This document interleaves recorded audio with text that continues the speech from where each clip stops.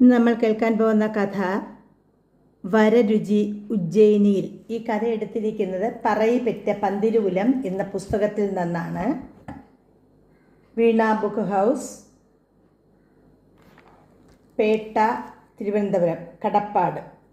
അപ്പോൾ നമുക്ക് കേൾക്കാം വരരുചി ഉജ്ജയിനിയിൽ. കഥയിൽ ചോദ്യമില്ല. വേദവ്യാസനിൽ നിന്നും അനുഗ്രഹാശസ്സുക്കൾ ഏറ്റുവാങ്ങിയ വരരുചി തൻ്റെ രാമായണത്തിന് ലഭിച്ച അംഗീകാരം അറിയിക്കാനുള്ള ആവേശത്തോടെ രാജധാനിയിൽ എത്തി. ദിവ്യമായ തൻ്റെ കലാസൃഷ്ടി രാജാവിൻ്റെ തൃപ്പാദങ്ങളിൽ വെച്ച് കൈകൂപ്പി.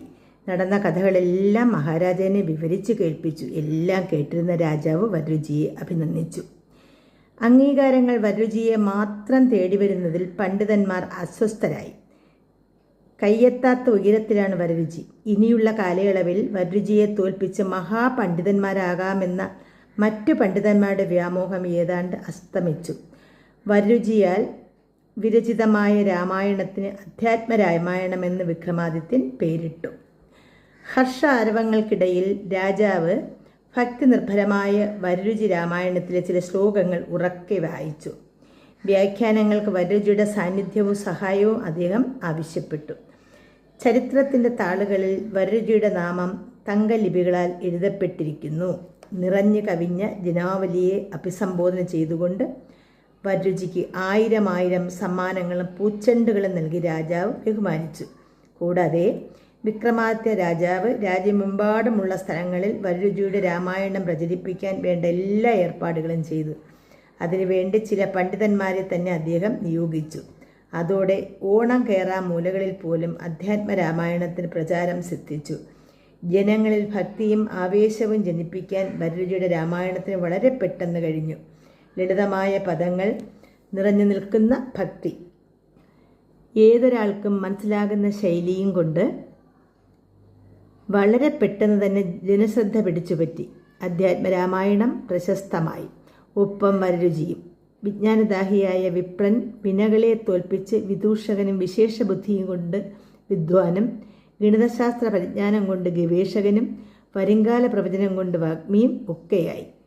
ഉജ്ജയിനിയെ സ്വർഗമാക്കി മാറ്റാനുള്ള വിക്രമാദിത്യ രാജാവിൻ്റെ കഠിന പ്രയത്നത്തിൽ വരരുചി ബുദ്ധി കൊണ്ടും യുക്തി കൊണ്ടും സഹായിച്ചു. വാഴ്ത്തുണ്ടായിരുന്ന രാജ്യം അതിവേഗം വികസിച്ച് വളരാൻ തുടങ്ങി. നാട്ടുരാജ്യങ്ങൾ വിക്രമാദിത്യൻ്റെ പ്രശസ്തിയെ വാഴ്ത്തി. ചുറ്റുപാടുമുള്ള രാജ്യങ്ങൾ ഓരോന്നും ഉജ്ജയിനിയിൽ ലയിച്ചു. രാജാവും രാജ്യവും അതിവേഗം പ്രശസ്തിയിലേക്ക് കുതിച്ചു. വരരുചിയുടെ സാമീപ്യം കൊണ്ടാണ് തനിക്ക് നേട്ടങ്ങളൊക്കെ കൈവന്നതെന്ന് രാജാവ് വിശ്വസിച്ചു. പ്രഗത്ഭനായ ഭരണാധികാരി എന്ന അദ്വിതീയ സ്ഥാനം വിക്രമാദിത്യന് ലഭിച്ചു. കലയിലും ശാസ്ത്രത്തിലും നീതിനിർവഹണത്തിലും വിക്രമാദിത്യ രാജാവ് അതിനിപുണനായി. മുഖം നോക്കാതെയുള്ള നീതിനിർവഹണത്തിൽ പ്രജകൾക്കെല്ലാം മതിപ്പും സന്തോഷവും ഭയഭക്തി ബഹുമാനങ്ങളും ഉണ്ടായി. എങ്ങും സന്തോഷത്തിൻ്റെ അലകൾ വീശിക്കൊണ്ടേയിരുന്നു. പ്രജാവത്സലനായ രാജാവ് ജനവികാരങ്ങൾ മാനിച്ചുകൊണ്ട് നിരവധി നല്ല കാര്യങ്ങൾ രാജ്യത്തിൽ നടപ്പിലാക്കി. വരരുചിയുടെ ഭരണപരിഷ്കാരങ്ങൾ എന്ന് വേണമെങ്കിലും ഇതിനെ പറയാം. നാട്ടുരാജ്യ സമാനമായിരുന്ന വിക്രമാദിത്യൻ്റെ രാജ്യം വിസ്തൃതി കൊണ്ട് വളരെ വളരെ വലുതായി. യുദ്ധത്തിലും കീഴടങ്ങലിലുമായി വിക്രമാദിത്യ 56 രാജ്യങ്ങളുടെ അധിപനായി മാറി.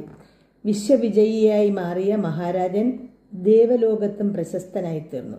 വമ്പന്മാരായ നാട്ടുരാജാക്കന്മാരുടെ നായകത്വം ഏറ്റെടുത്ത വിക്രമാദിത്യ ചക്രവർത്തി പരമശിവൻ ദേവേന്ദ്രന് നൽകിയതും ഇന്ദ്രൻ സമ്മാനിച്ചതുമായ ആ അത്ഭുത സിംഹാസനത്തിലിരുന്നു കൊണ്ട് ഭരണം നടത്തി.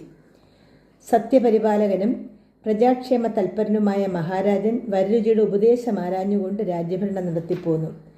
സാമ്രാജ്യം വിസ്തൃതമായതോടുകൂടി എല്ലാ കാര്യങ്ങൾക്കും ആകെ ഒരു മാറ്റമുണ്ടായി. ഉന്നത സ്ഥാനങ്ങൾ അലങ്കരിച്ചിരുന്നവർക്ക് പടിപടിയായി ഉയർച്ച കൈവന്നു.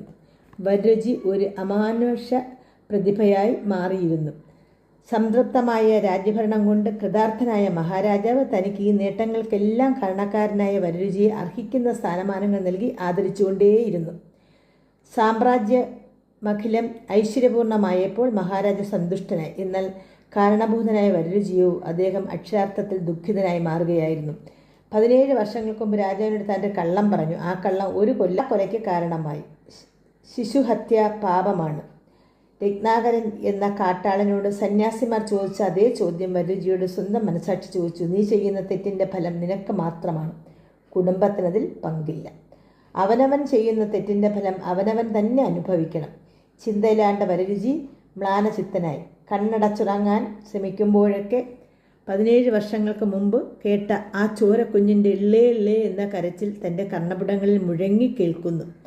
വിഭ്രാന്തി നിഴലിച്ച ജീവിതപാതയിലൂടെ ബഹുദൂരം തൻ്റെ ഓർമ്മകളെ പായിച്ച വരരുചി വീണ്ടും ചിന്തയിലാണ്ട്.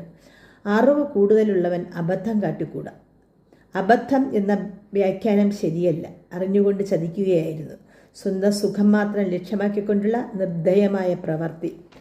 സർവ്വവിധ സുഖങ്ങളാലും അനുഗ്രഹീതനായി മാറിയ തനിക്ക് മനസ്സുഖം എന്ന പരമമായ സുഖം ഇല്ലാതായിട്ട് 17 വർഷങ്ങളായിരിക്കുന്നു. എത്രയെത്ര രാത്രികളെയാണ് താൻ പകലാക്കി മാറ്റിയത്. ഉദാത്തമായ ഏതോ ഒരു അതീശ ശക്തിയാൽ വലം ചെയ്യപ്പെടുന്ന തൻ്റെ ജീവിതം ഒരു ശാപമായി മാറുകയാണോ? വരരുചി വീണ്ടും ചിന്തയിലാണ്ടു. മനസ്സുഖം മരവിപ്പിക്കുന്ന മോഹങ്ങൾ അനുഭവിച്ച മതിയായ രാജസുഖങ്ങൾ ഇനി ഈ ഉത്സവഭൂമിയിൽ നിന്ന് മാറി ഏകാന്തമായ ഏതെങ്കിലും കോണിൽ ഒളിക്കണം. മനഃശാന്തിക്ക് വേണ്ടി മാത്രം ചിന്തിക്കാം. മറ്റൊന്നും തനിക്ക് വേണ്ട. ദിവസങ്ങൾ പിന്നിടും തോറും വരരുചിയുടെ മുഖം മ്ലാനമായി കണ്ട രാജാവ് കാരണം തിരക്കി. അടിയൻ്റെ മനസ്സായി അസ്വസ്ഥമായിരിക്കുന്നു തിരുമേനി. അതിന് പ്രത്യേക കാരണം എന്തെങ്കിലും ഉണ്ടോ? താൻ അമിത സുഖം അനുഭവിച്ചു വരുന്നു. അത് പാടില്ല. ലോകത്തിൻ്റെ എല്ലാ കോണിലുമുള്ള സുഖദുഃഖങ്ങളെക്കുറിച്ച് അടിയൻ ഇനിയും അറിവ് വേണം.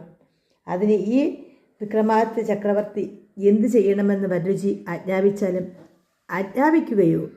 അടിയൻ അപേക്ഷിക്കുകയാണ്. ഈ കൊട്ടാരത്തിനുള്ള രാജകീയ സുഖത്തോടെ വളരുന്നതിനേക്കാൾ വിശാലമായ ലോകത്തിറങ്ങി നടന്നാൽ അറിവിൻ്റെ ഭണ്ഡാരം വികസിക്കും. അതിനാൽ കുറേ നാളത്തേക്ക് ദേശാടനത്തിന് അടിയനെ അനുവദിക്കണം. സൂര്യനില്ലെങ്കിൽ ചന്ദ്രന് പ്രകാശമുണ്ടാകുമോ? ചക്രവർത്തി ചോദിച്ചു. അങ്ങ് ചന്ദ്രനല്ല, സൂര്യനാണ്. അടിയൻ ആ മഹാസൂര്യമണ്ഡലത്തിലെ ഒരു ബിന്ദു മാത്രം. അടിയൻ വിട തന്നാലും വരരുടെ ആഗ്രഹത്തിന് വിഘാതമുണ്ടാക്കാൻ വിക്രമാദിത്യന് കഴിഞ്ഞില്ല. അങ്ങ് പോയി വരിക. കാവൽ സൈന്യങ്ങളും പരിവാരങ്ങളും കൂട്ടിനായി വന്നോട്ടെ. 101 സ്വർണ്ണക്കിഴി നാം വരരുചിക്ക് നൽകുന്നു. വേണ്ടതിന് മനസ്സേ, പ്രതിഫലം വേണ്ടുവോളം അങ്ങ് തരുന്നുണ്ടല്ലോ. അടിയനതെല്ലാം അനുഭവിച്ച് തൃപ്തിയായി. ഇനിയൊന്നും വേണ്ട. തനിയെ വന്ന ഈയുള്ളവൻ്റെ മടക്കയാത്രയിൽ അങ്ങനെ തന്നെയാകട്ടെ. പിടിവാശിക്കാരനായ വരരുചിയുടെ വചനങ്ങൾ മാനിച്ച് മഹാരാജ് വരരുചിക്ക് യാത്രയയൽപ്പ് നൽകി. ഇനി നമ്മൾ കേൾക്കാൻ പോകുന്ന ദേശാടനമാണ്. ദീർഘമായ ഒരു യാത്രയുടെ പുറപ്പാടായിരുന്നു അത്. ജീവിതയാത്രയിലെ പാകപ്പിഴകളിൽ സുഖം കണ്ടെത്തിയ യുവബ്രാഹ്മണൻ ഏകാഗ്രചിത്തനായി നടന്നു നീങ്ങി. വിശ്വമഖിലം മൂന്തി കുടിക്കാനുള്ള വിജ്ഞാന ഭണ്ഡാരമായ വരരുചി അലക്ഷ്യമായ തൻ്റെ ജീവിതയാത്രയിൽ ചിലതൊക്കെ ചിന്തിച്ചുറച്ചു. ഏറിയ കൂറും വിസ്മരിക്കേണ്ടവ തന്നെ. ദുഷ്കലമായ യാഥാർത്ഥ്യങ്ങൾ പൂണൂലിട്ട് മഹാബ്രാഹ്മണനാക്കിയ മതത്തിൻ്റെ മറനീക്കി മനുഷ്യനെ കാണാനുള്ള യാത്രയിൽ വരരുചിക്ക് അഭിമുഖമായി ഒരാൾ വന്നു ചേർന്നു. കൈതക്കാട്ടിനോരം പറ്റിയുള്ള നടവരമ്പിലെ ചെറുതോടിൻ്റെ വടക്കുഭാഗത്തുള്ള ഈന്തപ്പന മരത്തിൻ്റെ ശീതളഛായയിൽ അവർ കണ്ടുമുട്ടി. പണ്ടെങ്ങോ പരിചയപ്പെട്ട 4 കണ്ണുകൾ ഇടഞ്ഞു. ആ, ഇതാര്? ചാരുദത്തനോ? വരരുചിയല്ലേ? അതെ, ഞാൻ വരരുചി തന്നെ. ഗുരുകുല വിദ്യാഭ്യാസം കഴിഞ്ഞ് മടങ്ങിയതിനു ശേഷം നീണ്ട വർഷങ്ങൾ അവരെ അകറ്റി നിർത്തി. അവർ സതീർത്ഥരായിരുന്നു. സാരത്തിലും അർത്ഥത്തിലും അവർ സതീർത്ഥ തന്നെയായിരുന്നു. കുട്ടിക്കളിയിലും കോലം കുത്തിയും ഒളിച്ചോടിയും ഓണപ്പന്തിലും ഊഞ്ഞാലാട്ടത്തിലും എന്നും വേണ്ട കാലം വരച്ചു കാട്ടിയ വിദ്യയുടെയും മഹൽ സായാഹ്നങ്ങളിൽ പോലും ഒരു മുണ്ടിൽ പൊതിഞ്ഞുറങ്ങിയ 2 ഹൃദയങ്ങൾ. ആത്മാവും ശരീരവും ഒന്നായി കഴിഞ്ഞ കപടതയറിയാത്ത കാലത്തിൻ്റെ സൃഷ്ടിവിശേഷങ്ങൾ. അവർ വിദ്യാദേവതയുടെ അനുഗ്രഹാശസ്സുകൾ വാങ്ങി മടങ്ങുമ്പോൾ ആ വേർപാടിൻ്റെ ദൈർഘ്യം ഇത്രയും വലുതാണെന്ന് അറിഞ്ഞിരുന്നതേയില്ല. എങ്കിലും കണ്ടല്ലോ, അത് മതി. ഞാൻ ഇത്രയൊക്കെ നിന്നിൽ നിന്നും പ്രതീക്ഷിച്ചുള്ളൂ. ശാരദത്തിൻ്റെ കണ്ണുകൾ ഈറനണിഞ്ഞു. എന്താടാ കുടുംബക്കാരാ, നീ അങ്ങോട്ടൊന്നും വരാത്തത്? വേളി കഴിച്ചോ? വീടുറപ്പിച്ചോ? സന്താനഭാഗ്യം കൈവന്നോ? നാട്ടിൽ നിന്റെ പദവി എന്തെന്നറിയാൻ ആഗ്രഹമുണ്ട്. ചാരുദത്തിൻ്റെ ശ്വാസം മുട്ടിക്കുന്ന ചോദ്യങ്ങൾ കേട്ട് വരരുചി പുഞ്ചിരി കൊണ്ടു. ചാരുദത്ത, നിന്നെ തൊട്ടു തുടങ്ങാം. നീ തന്നെ ചൊല്ല്. നിനക്കല്ലേ ഇളപ്പം? 4 കൊല്ലം ഞാനാ മൂത്തത്. ഹേ വരരുചി, ആശാന് ഗുരുദക്ഷിണ നൽകി കുടിപ്പള്ളിക്കൂടം വിട്ടിറങ്ങിയ ഞാൻ കാടും മേടും ഓടിക്കയറുകയായിരുന്നു. വിചിത്രമായ അനുഭവങ്ങൾ, പ്രതീക്ഷകളെ തല്ലിത്തകർത്ത വിധി എന്നെ ഒരു ഏറുമാടത്തിൽ കൊണ്ടെത്തിച്ചു എന്ന് പറഞ്ഞാൽ നിനക്ക് അതിശയം തോന്നിയേക്കാം. കുറേ ആപത്തുകളും പിണഞ്ഞു. അത്താഴ ഊണിന് വക കിട്ടാതെ കമഴ്ന്നുറങ്ങിയ ദിനങ്ങൾ ഇന്നും ഓർമ്മയിൽ ഉണർന്നു വരുന്നു. ആട്ടെ, നീ വേളി കഴിച്ചു? മനസ്സിനെങ്ങനെ പെണ്ണിനെ പിടിച്ചുകൊണ്ട് പടിയിറങ്ങുമ്പോൾ അമ്മാവൻ പറഞ്ഞു. കണ്ടും കൊതിച്ചും മനസ്സിലാഗ്രഹിച്ചെങ്കിൽ പെണ്ണിനെ കൊണ്ടുവയ്ക്കൂ. പണ്ടവും പണവും ഇവിടെയില്ല. മനസ്സിനൊത്ത പെണ്ണ് അവളിപ്പോഴും എൻ്റെ കൂടെയുണ്ട്. സന്താനഭാഗ്യം സിദ്ധിച്ചു. 4. മൂത്ത 2 കൊമ്പന്മാരാ, ഇളയത് 2 പെണ്ണ്. കഷ്ടിച്ച് കഴിയുന്നു നീ. ബ്രഹ്മചര്യ വ്രതത്തിലാണ്ടിരിക്കുന്ന എനിക്ക് വെളിയൂ, ഞാൻ ഏകനാണ്. ജ്ഞാനഭിക്ഷയ്ക്കായി ഞാൻ അലയുന്നു. വല്ലതും കാലിൽ തടഞ്ഞാൽ ഓലയിൽ എഴുതി വയ്ക്കും, എനിക്ക് ഞാൻ തന്നെ ബന്ധു. അപ്പോൾ വരരുചി അവിവാഹിതനാണല്ലേ? നീ ഇനി എന്നേക്കാണ് ഒരുങ്ങുക? എന്നേക്കാൾ 4 പൊന്നോണങ്ങൾ കൂടി ഉണ്ടവനല്ലേ? ഇനി വൈകരുത്. അടുത്ത കുടിച്ചാഴ്ചയിൽ നീ പന്തിരുകുലത്തിൻ്റെ പിതാവായി കാണണം. വരരുചി പൊട്ടിച്ചിരിച്ചു. ഒപ്പം ചാരുദത്തനും. ചിരിയുടെ അലകൾ അകലം മുമ്പേ ഓർമ്മകൾ കൈമാറിയ ചാരിതാർത്ഥ്യത്തോടെ അവർ പിരിഞ്ഞു. വരരുചിയുടെ വിഭ്രാന്തി പൂണ്ട നടത്തം ദൃഷ്ടികൾ അഗോചരമായപ്പോൾ ചാരുദത്തൻ യാത്രയായി. വ്യാകുലചിത്തനായ വരരുചി മിന്നൽ പിണർ വിഴുങ്ങിയതുപോലെ നിന്നു. ചാരുദത്തൻ്റെ പ്രവചനം കൂട്ടുകാരനെ ചിന്താധീനാക്കി. വരരുചി 12 മക്കളുടെ അച്ഛനാവുമോ? പന്തിരുകുലത്തിൻ്റെ പിതൃത്വം വഹിക്കാൻ വരരുചിക്ക് യോഗമുണ്ടെന്നോ? എല്ലാം ബ്രഹ്മകൽപ്പിതം.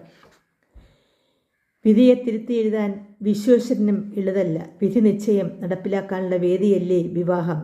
ചേരേണ്ടിടത്ത് ചേരുമെന്നാണല്ലോ പ്രകൃതി നിയമം. ബ്രഹ്മചാരിക്ക് മോക്ഷം നേടാനാവില്ല. കുടുംബമെന്ന സങ്കല്പത്തിലൂടെ ജീവിതം അർത്ഥവത്താകുന്നു. ഇണയില്ലെങ്കിൽ തുണയുണ്ടോ?